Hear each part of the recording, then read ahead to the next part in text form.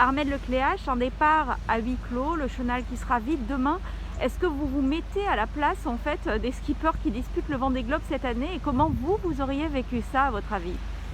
Oui, c'est sûr que c'est un départ qui va être assez triste, hein, les dernières heures sur le ponton, ici au Sable d'Olonne, et puis demain le départ dans le Chenal, par la suite du Chenal va être voilà, sans public, sans ambiance, donc un départ bien sûr bien particulier. Maintenant la course sera la même à partir de 13h02, mais oui, si j'étais à leur place, c'est sûr que je serais un peu déçu de ne pas revivre cette émotion, ce partage avec le public.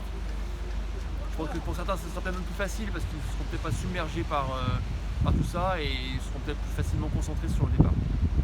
Le fait d'avoir été confiné aussi une semaine avant le départ pour les skippers, ça vous pensez que c'est difficile à vivre? C'est à la fois difficile, mais c'est aussi une chance pour eux de pouvoir être préservés peut-être de toutes les sollicitations qui sont nombreuses sur la dernière semaine, hein. On est tous très demandés par les médias, le sponsor, l'organisation.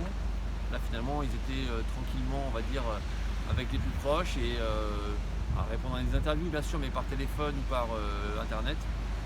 Donc, ça leur a permis peut-être d'avoir un peu plus de facilité d'aborder cette grande course plus facilement. Et est-ce que vous avez un pronostic alors vous cette année en fait pour le Vendée Globe 2020?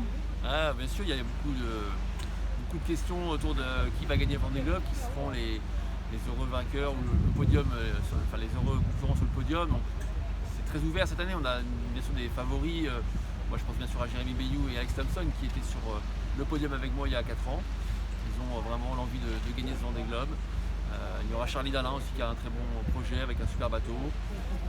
Et puis j'ai une petite pensée aussi pour Nicolas Trousset avec qui j'ai beaucoup appris, beaucoup navigué, qui dispute son premier Vendée Globe et qui peut créer aussi une belle surprise. Et enfin, dernière question, peut-être un de vos meilleurs souvenirs et un de vos souvenirs les plus difficiles en fait sur le Vendée Globe? Ah ben, un super souvenir, c'est l'arrivée il y a 4 ans, bien sûr, en janvier 2017, avec cette victoire. 10 ans tournée autour du Vendée Globe, 3 éditions, 3 arrivées, et bien sûr la victoire au bout, c'était vraiment magique. Des moments difficiles, il y en a eu plein hein, sur les Vendée Globe, c'est une course difficile, on le sait. Je pense notamment à l'accident de Yann Eliès, moi j'étais concurrent, on était très proches à ce moment-là sur l'eau, on avait un peu le même parcours, c'était notre premier Vendée Globe, on était issu du circuit Figaro. Et quand j'ai appris ce qui lui est arrivé en mer, ça m'avait beaucoup marqué, donc c'est vrai que ce sont des moments j'espère qu'on ne reverra pas cette année sur cette édition 2020.